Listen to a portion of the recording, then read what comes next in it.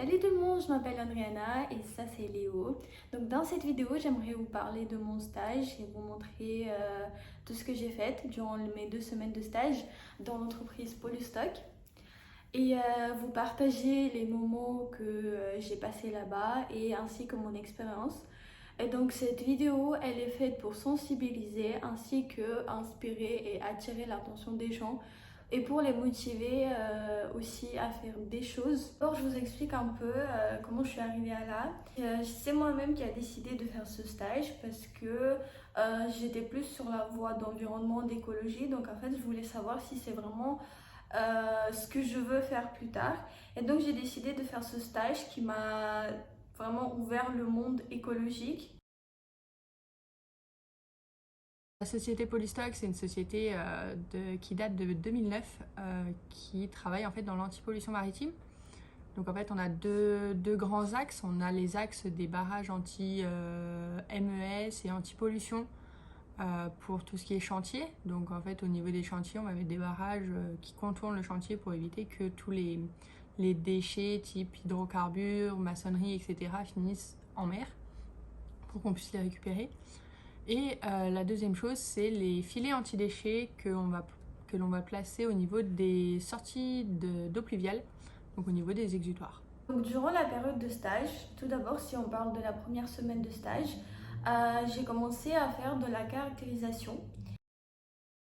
C'est la mise en place du filet. Deuxième étape, c'est lavage, on peut dire, du filet, c'est-à-dire qu'il y a un camion qui arrive et il y a un fonctionnement dans le filet, c'est-à-dire que le filet en fait il enlève tous les déchets, il se met directement en place à nouveau. En fait comme ça permet de ne pas laisser d'autres déchets passer, par exemple dans la rivière, dans un lac, dans la mer, etc. Et donc la troisième étape en fait c'est tout ce qui est le tri, la caractérisation, le comptage, etc. Donc c'est de ça en fait que je vais plus vous parler. En fait il y a plusieurs étapes à respecter, donc 2 je vous ai déjà dit, et la troisième étape en fait c'est la caractérisation qui est appelée Caracticube. Là je vous mettrai un peu quelques informations sur ça. En fait Caracticube c'est un fonctionnement un peu, on peut dire, c'est-à-dire qu'il y a des étapes aussi dans la Caracticube à respecter. Donc la première étape en fait c'est quand le filet il arrive dans l'entreprise. Ils prennent le filet en fait et ils le mettent sur une caisse rouge dans laquelle en fait par dessus il y a des petits trous. Donc en fait vous mettez de petit à petit des déchets et en fait déjà cette caisse elle permet de diviser les végétaux et tout ce qui est les déchets du coup.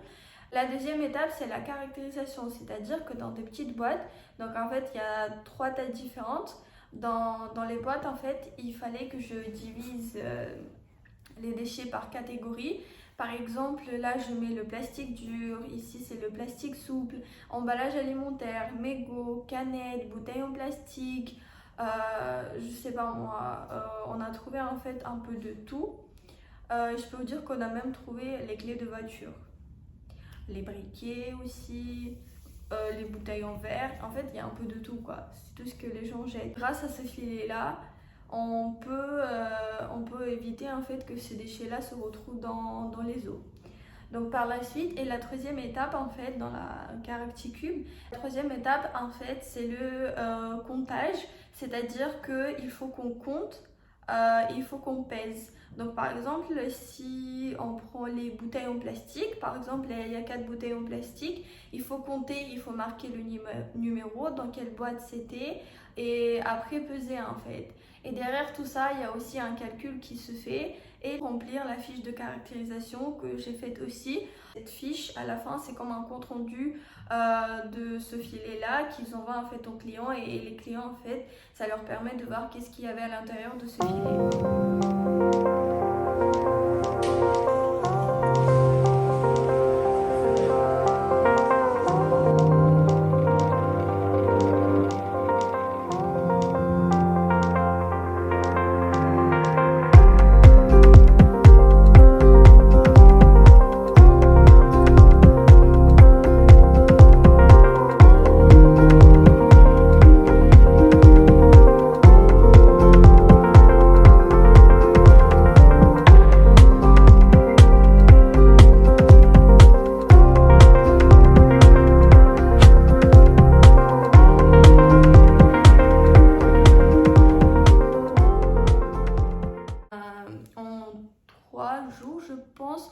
avait fait à peu près 5, non, on avait fait je crois 3 filets et plus des paniers idéaux que je mettrai aussi une photo ici pour que vous regardiez et vous saviez un peu à quoi ça ressemble.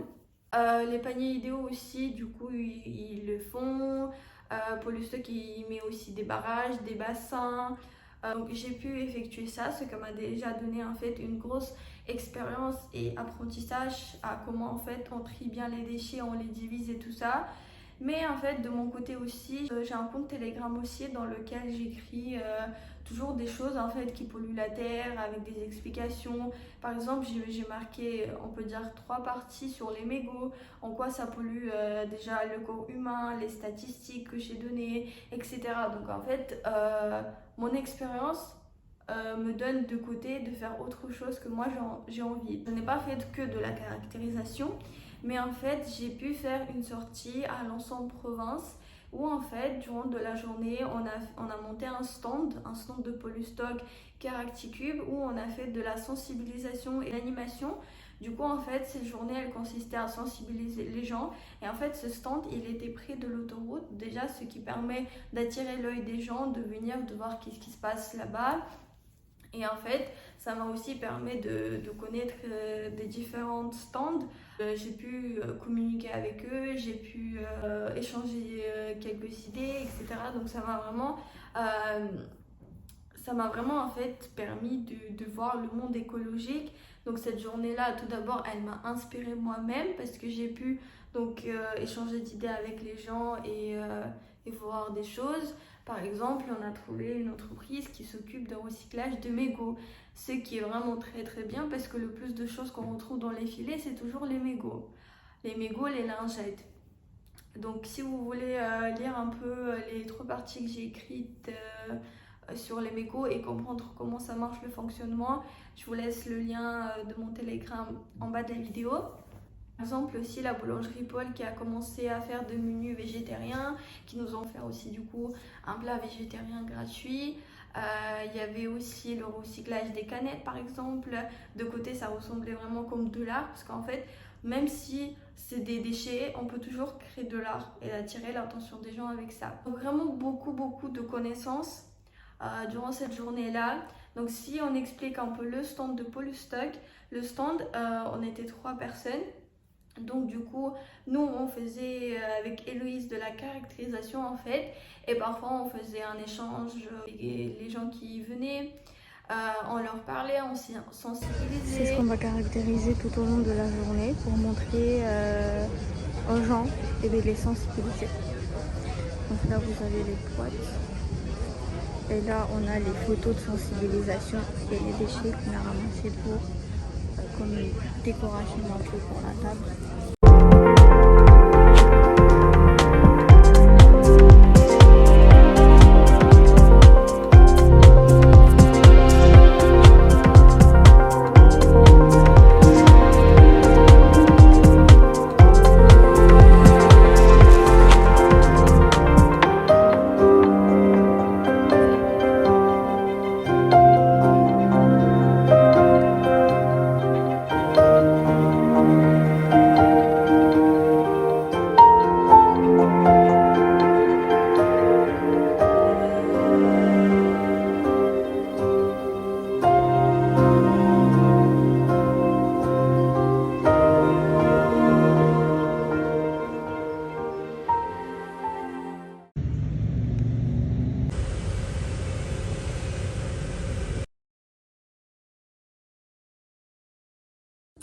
L'écologie, en fait, c'est une évidence quand on est un être humain.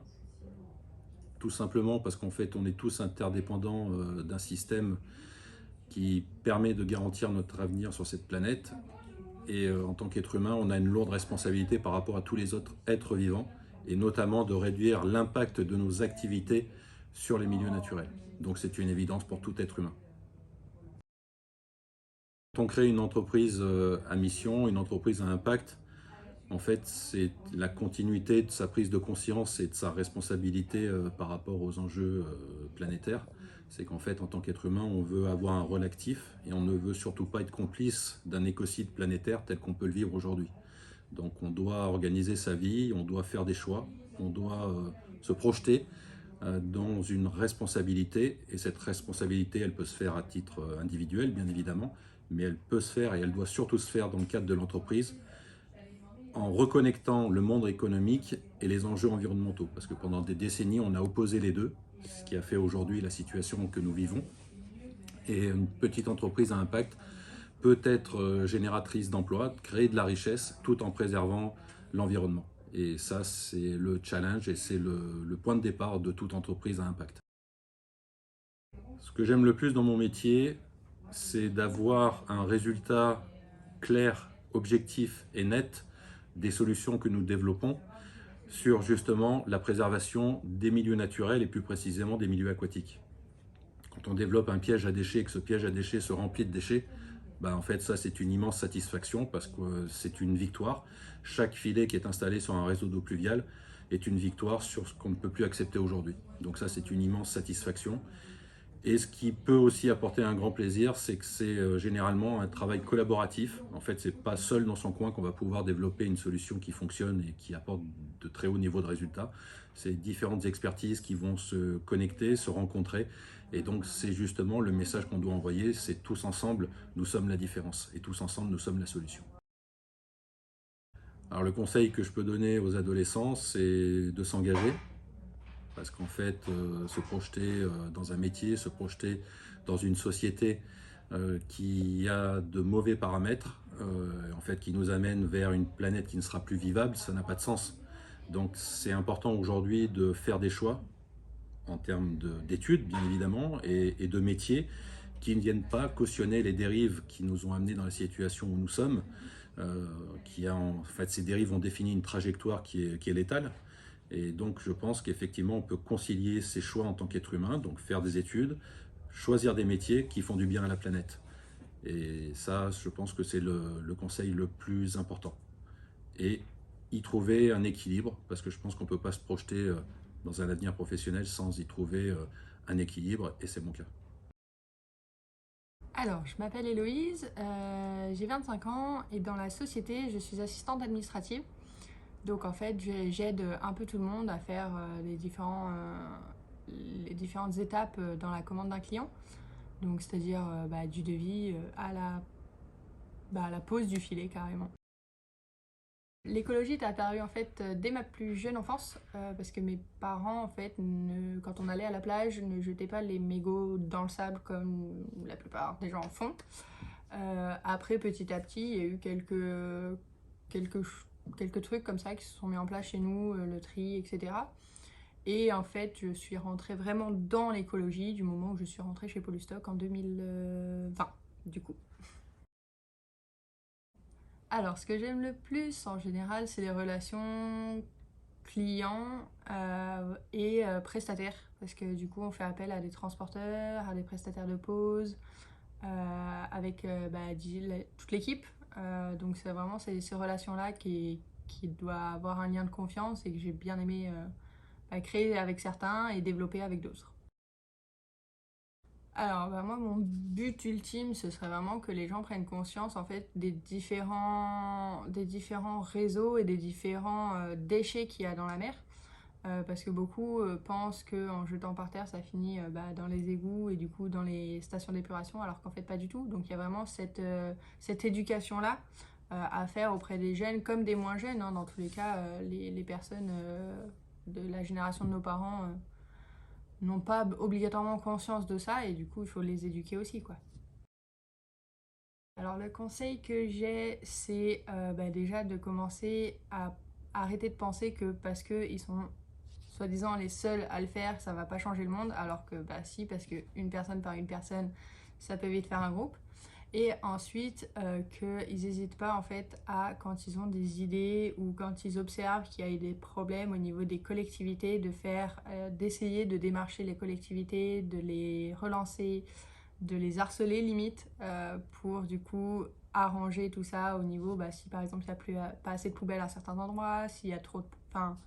tout ça, toutes les choses que vous observez qui peuvent être améliorées, ne pas hésiter à faire un retour au niveau des collectivités, voire même au niveau de votre entourage, quoi. J'ai pu faire aussi quelques recherches. Par exemple, les recherches sur la problématique des lingettes. ce qui m'a permis en fait de comprendre la situation en France, mais aussi en fait pourquoi les lingettes c'est pas bien. Il y en a beaucoup en fait qui utilisent les lingettes, mais en fait ils comprennent pas qu'est-ce qu'il y a derrière tout ça. Pour eux, tout ce qui est en fait le plus facile, tout ce qui leur en fait facilite la tâche dans la maison ou hors de la maison, bah, ils vont l'acheter. Mais en fait, il faut que vous compreniez une chose, c'est que oui, vous facilitez la tâche, mais en fait, vous comprenez pas tout ce qui se passe derrière parce qu'à nouveau, il n'y a personne qui le montre. Donc en fait, avant d'acheter des choses, il faut vraiment allumer son cerveau et réfléchir qu'est-ce qui va le faire, qu'est-ce qui va impacter en fait, et réfléchir un peu sur tout. Je sais que par exemple, nous, on ne peut pas faire tout parfaitement et être parfaitement écologique, mais déjà de faire un petit pas en avant, ça sera déjà mieux pour la planète. Je vous assure, parce que vous pouvez voir qu'il y a la canicule en France. Donc déjà, c'est lié à cause de quoi? Il faut se poser la question, c'est lié à cause de qui? Et des questions comme ça, et réfléchir de petit à petit. Moi par exemple, avec ma copine, donc ça va faire 1 an et demi, en fait, qu'on fait des ramassages réguliers. Donc déjà, ces petits ramassages qu'on fait, donc la vidéo que j'avais postée avant, ces ramassages en fait montrent qu'on peut réduire déjà l'impact de la pollution sur nos eaux. Par exemple, tous les mégots qu'on retrouve, vous pouvez très bien diminuer. Je sais que vous n'allez pas arrêter de fumer, c'est impossible, mais utilisez des cendriers, pourquoi pas. Vous prenez des petites bouteilles avec vous où vous allez jeter ou des mégots à la maison. Et à la fin, en fait, si vous contactez cette entreprise donc, qui s'en occupe de recyclage des mégots et qui fait des chaises, des tables, qui fait aussi des choses pour bâtiments, vous pouvez en fait vous dire dans la tête, ah oui, je fume, mais après c'est utile pour faire du recyclage. Donc en fait, il faut un peu réfléchir sur ça. Et le tri, c'est la même chose. Vous donnez une bouteille à recycler, à la fin, vous pouvez faire des choses derrière avec elle. Il y en a qui font des vêtements avec des bouteilles en plastique. Tout est possible dans notre monde parce qu'on est quand même en 21e siècle et tout est possible. C'est juste en fait, il faut vouloir. Si vous voulez, vous faites des efforts, vous allez tout réussir. Donc pendant la 2e semaine de stage, j'ai fait aussi en fait un peu de la caractérisation, le remplissage des feuilles de caractérisation, des recherches sur internet. Mais aussi en fait j'ai pu travailler avec le site de Polystock, j'ai pu un peu communiquer avec les gens, leur parler. Et du coup en fait c'était que du numérique presque pendant la semaine, mais du coup ça m'a fait vraiment bien comprendre comment ça marche le fonctionnement de l'entreprise, comment elle va être créée, comment en fait les gens ils doivent communiquer avec les clients pour attirer attention, donc en fait tout ce qui est un peu publicité. Je remercie infiniment encore pour cette expérience-là qui va beaucoup me servir dans ma vie de tous les jours. C'est jamais tard, vous pouvez toujours changer. Et même si de côté vous voulez faire quelques activités, là vous voulez faire un autre métier dans le futur, mais en fait l'écologie elle reste toujours au milieu parce que c'est votre vie, c'est ce qui vous donne la respiration, l'eau, la nourriture, tout ça, c'est grâce à la nature. C'est pas grâce à vos parents que vous avez ça. C'est pas parce que vos parents travaillent et gagnent de l'argent qu'ils peuvent acheter de la nourriture, qu'ils peuvent acheter tous les jeux, tous les téléphones du monde. C'est pas ça en fait qui crée la beauté de ce monde, c'est pas ça qui crée la vie de ce monde en fait. Vous avez de la nourriture grâce à la nature. Vous avez de l'eau grâce à la nature. Vous avez les animaux que vous mangez grâce à la nature, etc. Il y a deux sociétés que Stéphane a fondées, donc la société Polystock et la société Bioaceis. Société de biocontrôle sur tout ce qui est ravageur. En fait, tous les insectes, les ravageurs, les papillons, etc. qui sont nuisibles aux différentes plantations dans le monde, quoi. Du coup, comme je disais, il y a 2 types de réseaux sous terre. Donc il y a les réseaux d'eau pluviale et les réseaux d'eau usée. Les réseaux d'eau usée, en fait, ça va être toutes les eaux qu'on va faire sortir d'une habitation, d'un complexe, donc tout ce qui est donc maison, complexe sportif, donc au niveau des douches, etc. Tout ce qui est dans les sociétés, les lavabos, les toilettes, etc.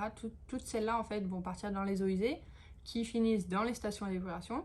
À ce moment-là, les stations d'épuration nettoient ces eaux-là et les rejettent en mer. Tandis que les eaux d'eau pluviale, en fait, c'est pour éviter qu'une ville soit inondée.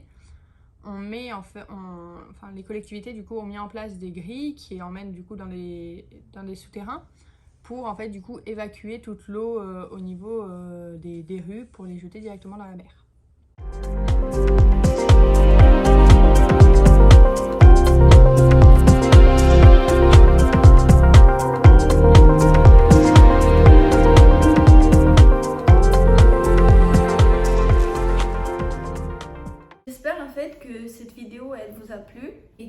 expérience que j'ai partagée avec vous peut-être va vous mettre sur le bon chemin et vous éclaircir les choses, vous changer des idées, etc. Merci encore pour avoir regardé cette vidéo. J'ai partagé mon expérience et maintenant c'est à vous d'agir et à réfléchir sur ce qui se passe. We're normally killers with this much desire together.